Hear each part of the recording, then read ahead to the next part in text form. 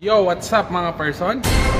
Dito ako sa Toyota Angeles. For today's video, ipapakita ko sa inyo kung paano paandarin or gamitin ng tama yung 4x4 system ng mga sasakyan natin. So let's go!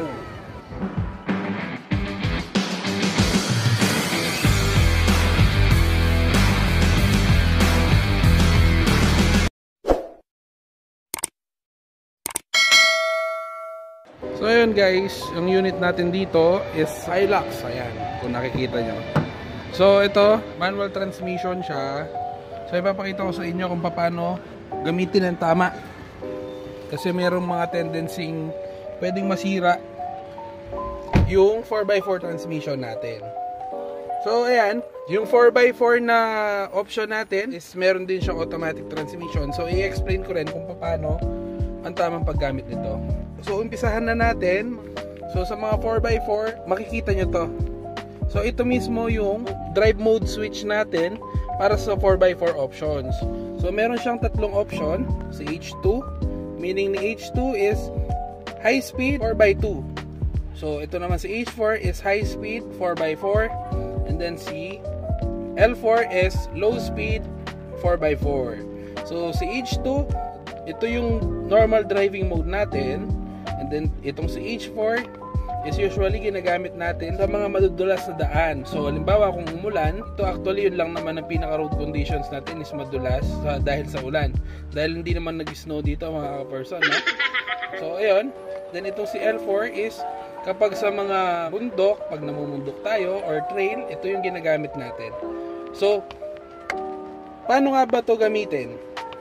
So ito si H2 is normal driving mode nga.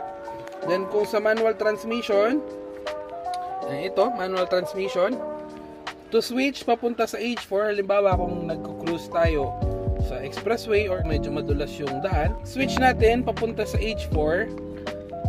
Kung papunta tayo sa H4 ay at least hindi tayo lalagpas ng 100 kilometers per hour. So pwede natin siyang i-switch. So ilalagay nyo lang siya ng ganyan. Mag-activate na yung high-speed 4-wheel drive niya.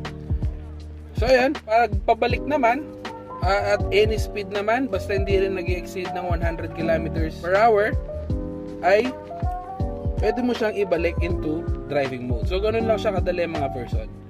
So ito naman sa L4, so syempre magmumula tayo dito sa H4, sa high speed 4x4.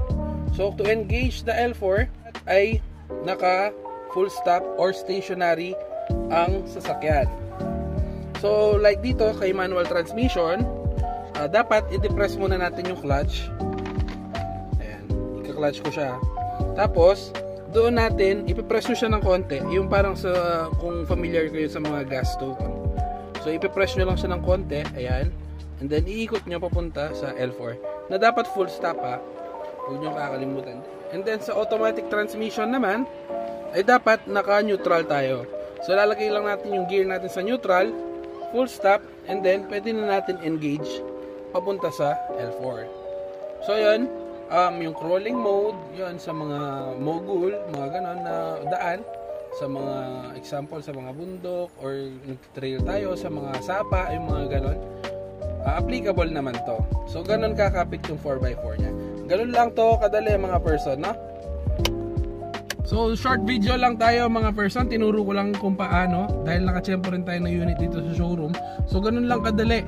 So kung 4x4 sasakyan nyo ay ganun lang naman gamitin yung 4x4 option ng mga sasakyan. So ayun, para iwas na rin masira yung transmission natin at maalagaan natin ng maayos yung differential nya, ganun ang tamang paggamit. So kung nagustuhan nyo tong video na to, don't forget to like, comment, and subscribe to my YouTube channel, Louie Castro TV, and click the notification bell para updated pa rin tayo sa mga susunod pa nating reviews or tutorials regarding sa mga sasakyan. So ayan, maraming salamat. The first one out. Bye. Brrrt!